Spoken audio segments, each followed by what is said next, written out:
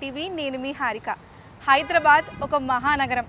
24/7 365 days ఎప్పుడు busiest ఏరియాగా మన హైదరాబాద్ ఉంటుంది. మరీ ముఖ్యంగా ఈ మధ్య కాలంలో కేబీఆర్ పార్క్ కానీ, జూబ్లీ హిల్స్, బంజారా హిల్స్, హైటెక్ సిటీస్ ఈ ఏరియాస్లో ట్రాఫిక్ జామ్స్ ఎక్కువ అవ్వడము, అలాగే పార్కింగ్ ఇష్యూస్ ఫేస్ చేయడం మనం చూస్తూనే ఉన్నాము. సో ఈ పార్కింగ్ ఇష్యూస్కి ఒక సొల్యూషన్గా రైట్ నౌ మన హైదరాబాద్లో for the first time multi level parking complex వచ్చేసింది. ఇది ఎక్కడో కాదు, జూబ్లీ హిల్స్లో ఉన్న కేబీఆర్ పార్క్ అనమాట. రైట్ నౌ నేను కేబీఆర్ పార్క్లోనే ఉన్నాను. ఇక్కడ ఈ మల్టీ లెవెల్ పార్కింగ్ కాంప్లెక్స్ ముందర ఉన్నాను. సో ఇక్కడ జనరల్గా వాకర్స్ ఎవరైతే వస్తుంటారో వాళ్ళకి మేజర్గా పార్కింగ్ ఇష్యూ ఫేస్ చేయడం జరుగుతూ ఉంటుంది. పార్కింగ్ ఇష్యూ వల్ల ట్రాఫిక్ జామ్ కూడా మనం చూస్తూ ఉంటాము. సో దీనికి సొల్యూషన్గా ఈ కాంప్లెక్స్ అనేది వచ్చిందనమాట. సో ఈ మల్టీ లెవెల్ పార్కింగ్ కాంప్లెక్స్ గురించి, టెక్నాలజీ గురించి, దీనివల్ల వచ్చే బెనిఫిట్స్ గురించి అన్ని విషయాలు అడిగి తెలుసుకుందాం. రైట్ నౌ మనతో పాటు ప్రవీణ్ గారు ఉన్నారు. నమస్కారం అండి, ఎలా ఉన్నారు? సో ఫస్ట్లీ ఇలాంటి టెక్నాలజీ హైదరాబాద్లో నాకు తెలిసి తెలంగాణలోనే ఫర్ ద ఫస్ట్ టైం అని. అవునండి, ఫస్ట్ టైం ఇది తెలంగాణలోనే ఫస్ట్ ప్రాజెక్ట్ ఇది మల్టీ లెవెల్ కార్ పార్కింగ్. మనకి ఇంతకుముందుకు వచ్చేసి తమిళనాడు, ముంబై, ఢిల్లీ అక్కడ ఉన్నాయి. ఇప్పుడు మన తెలంగాణకి అయితే హైదరాబాద్లో ఫస్ట్ ప్రాజెక్ట్. ఓకే, సో ఇక్కడ కేబీఆర్ పార్క్ ముందు అంటే మేజర్గా ఈ ఏరియాని ఎందుకు సెలెక్ట్ చేసుకున్నారు? ఇది వచ్చేసి ట్రాఫిక్ ఏరియా అండి. ఈవినింగ్ వాకర్స్ చాలామంది వస్తారు.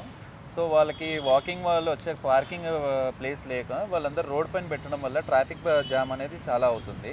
సో దానికోసమని తెలంగాణ గవర్నమెంట్ ఈ ప్రపోజల్ పెట్టింది. ఓకే, సో ఇక్కడ మీ ఈ పార్కింగ్ టెక్నాలజీ అనేది ఎలా ఉంటుందండి, అంటే ఎలా వర్క్ అవుతుంది? ఇది వచ్చేసి మొత్తం ఎలక్ట్రానిక్ అండి. దీంట్లో ఒక్క బేలో వచ్చేసి 12 కార్స్ వస్తాయి. టోటల్ 6 బేస్ ఉన్నాయి. 6 బేస్లో వచ్చి 72 కార్ పార్కింగ్స్ వస్తాయి. ఓకే, అంటే ఒకటేసారి మనం 72 కార్స్ని పార్క్ చేసుకోవచ్చు. సో ఈ టెక్నాలజీ అంతా ఎక్కడి నుంచి అడాప్ట్ చేసుకున్నారు, అంటే తమిళనాడు మీకు ఎలా తెలుస్తుంది? ఇది వచ్చి కొరియన్ టెక్నాలజీ. యాక్చువల్గా కొరియన్ వాళ్ళ నుంచి మన తమిళనాడులో కోయంబత్తూరు నుంచి మనం అడాప్ట్ చేసుకున్నాం ఈ కంపెనీ. ఓకే, సో ఇప్పుడు ఒక పార్కింగ్కి ఎంత టైం పడుతుందండి, ఒక కార్ పార్క్ చేయడానికి మళ్ళీ అన్పార్క్ చేయడానికి? Parking to parking 1 minute time తీసుకుంటుందండి. ఓకే, సో 1 minuteలో మళ్ళీ పార్క్ చేసిన వెహికల్ని కూడా తీసేసుకోవచ్చు. సో జనరల్గా మనం చూస్తుంటే హైడ్రాలిక్ పార్కింగ్ చూస్తుంటాము, దానికి దీనికి డిఫరెన్స్ ఏముంటుంది? హైడ్రాలిక్ వచ్చేసి ఎయిర్తో పనిచేస్తుంది. ఇది వచ్చి రోటరీ సిస్టమ్ ఉంటుంది, మోటార్తో పాటు పనిచేస్తుంది. ఓకే, సో ఇది ఎప్పుడు, అంటే ఇప్పుడు స్టార్ట్ అయిపోయిందా, ఎప్పుడు ఓపెన్ అవుతుంది? లేదండి, ఇప్పుడైతే ప్రజెంట్ ట్రయల్స్ జరుగుతున్నాయి. ఇంకో 10 days ట్రయల్స్ ఉంటుంది. 10 days తర్వాత అఫీషియల్గా ఓపెన్ అవుతుంది. సో ఈ ఏరియా మీరు అంటే ఈ మొత్తం పెట్టడానికి, అంటే కన్స్ట్రక్ట్ చేయడానికి మొత్తం ఎంత టైం పట్టిందండి మీకు? ఇది వచ్చేసి 3.5 months అయిందండి ఇప్పుడు ప్రజెంట్. ఇప్పటికి ఇంకొక 10 daysలో అయిపోతుంది. ఓకే, సో ఈ పార్కింగ్ సిస్టమ్ అంతా కూడా పెయిడ్ అనుకుంటున్నారా, ఎలా ఉంటుంది? ఇది పేడే ఉంటుందండి. ఇప్పుడు ప్రజెంట్ అయితే మనం ఫ్రీగానే తీసుకుంటున్నాం. సో రైట్ నౌ ఇప్పుడు ప్రోటోటైప్ వర్షన్ నడుస్తుంది కాబట్టి ఫ్రీగా తెలుసుకోవచ్చు హౌ డస్ ఇట్ వర్క్ అని చెప్పేసి. ఓకే, సో ఇంకా ఏమైనా ఆలోచన ఉన్నాయా, అంటే ఏ ఏరియాస్లో దీని నీడ్ ఉంది అంటారు, బెనిఫిట్స్ ఎక్కువగా ఏది ఉండొచ్చు? హ్యూజ్ ట్రాఫిక్ ఏరియాస్లో పార్కింగ్ కోసం అయితే బెనిఫిట్స్ ఉంటాయండి ఇది పెట్టుకుంటే. ఎందుకంటే చిన్న ప్లేస్లో హ్యూజ్ పార్కింగ్ ఉంటుంది. ఓకే, సో ఎవరైనా ఇలాంటి మల్టీప్లేస్ పార్కింగ్ కాంప్లెక్స్ స్టార్ట్ చేయాలి అనుకుంటే లైక్ ఎంత ఏరియా కావాలి, మినిమం ఎంత టెక్నాలజీ? ఈచ్ బేకి వచ్చేసి 44 square yards వచ్చిందండి. టోటల్గా 480 square yardsలో వచ్చింది. సో ఒక్కసారి మాకు చూపిస్తారా, హౌ డస్ ఇట్ వర్క్? చూపిస్తానండి. మీ వెహికల్ లోపల పెట్టండి, నేను చూపిస్తాను. Okay, sure.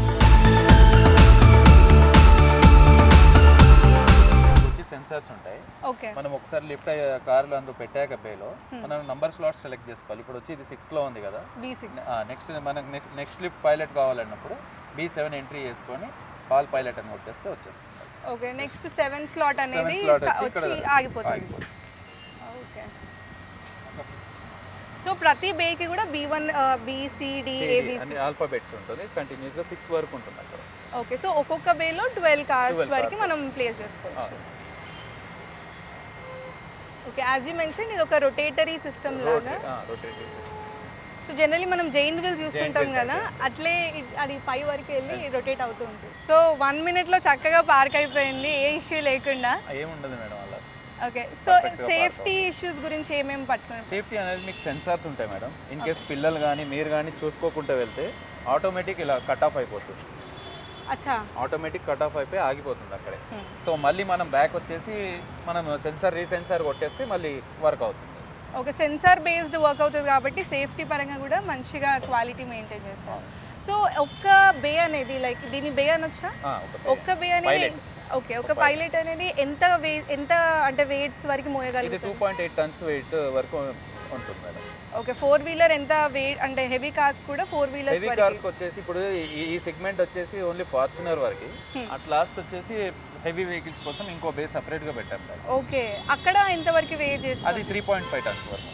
ఓకే, సో ఎట్లా ఏ కార్ ఎంత వెయిట్ బేస్ ప్రకారం మీరు అరేంజ్ చేసుకుంటారు? సో చూసారు కదా, technology has power to solve anything in the world అని చెప్పొచ్చు. ఇలాంటి రొటేటరీ టెక్నాలజీస్ వల్ల మనం మేజర్గా అంటే పార్కింగ్ ఇష్యూ ఎంత ఫేస్ చేస్తామో దాన్ని సాల్వ్ చేసుకోవచ్చు. సో ఇలాంటివి ఇంకా రావాలి మన హైదరాబాద్లో అని మనస్ఫూర్తిగా కోరుకుంటున్నాను. ఇది వాళ్ళ ఏంటివి, మళ్ళీ కలుద్దాం.